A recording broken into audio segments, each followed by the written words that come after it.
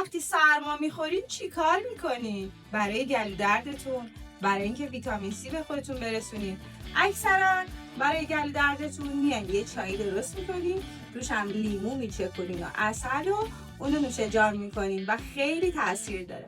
حالا بعضی وقتا شاید تو خونتون عسل نباشه، شاید هم لیموی تازه نباشه. من چی کار میکنم؟ همیشه این موقع ها که میشه این خوشمزه جذاب رو درست میکنم که میتونین هم خالی کنار چایتون میل کنین. ویتامین C بسیار بالایی داره، بسیار خوش‌طعمه. اگرم که خدای نکرده خودتون یا عزیزانتون سرما خوردین، هیچ کاری نداره، یه مقدار آب گرم، یکی دو تا از این لیموها و این شهد عسلی خوشمزه هم بزنین و نوش جان کنین و از گلو دردتون رهایی پیدا کنین. خیلی خوبه. خب من امروز میخوام 2 روش این خوشمزه رو خیلی سریع بهتون یاد بدم. حالا برای درست کردنش چی احتیاج داریم؟ لیمو. یه جوری برش بزنیم. 2 تا شیشه بیاریم. یه شیشه کوچیک‌تر میارم، یه دونه بزرگتر.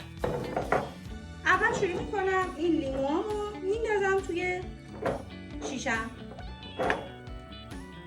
توی هر 2 تا شیشه این کار انجام بدیم.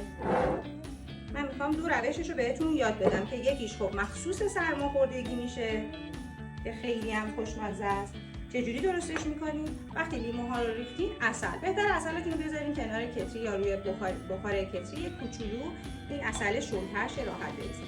روی لیموهاتون لایه به لایه عسل و چیزی که برای سرماخوردگیتون خیلی خوبه، نعنا یا پونه. حالا میتونه تازه باشه، میتونه خشک باشه. من از خشک استفاده میکنم. لابلاش چند تا درشتش رو انتخاب میکنم و میندازم. این لابلا پر میشه، درش بسته میشه. این یکی چطور؟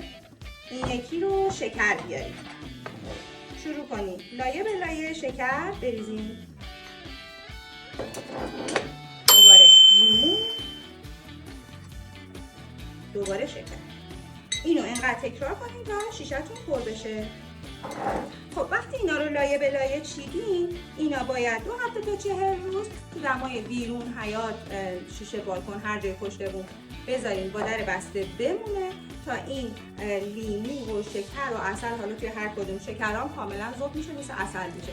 اینا به هم دیگه طعماشون رو پس بدن و یه معجون خوشمزه بسازین و کل پاییز و زمستون استفاده کنید و حالشو ببرین. مرسی از اینکه ما رو تماشا کردین.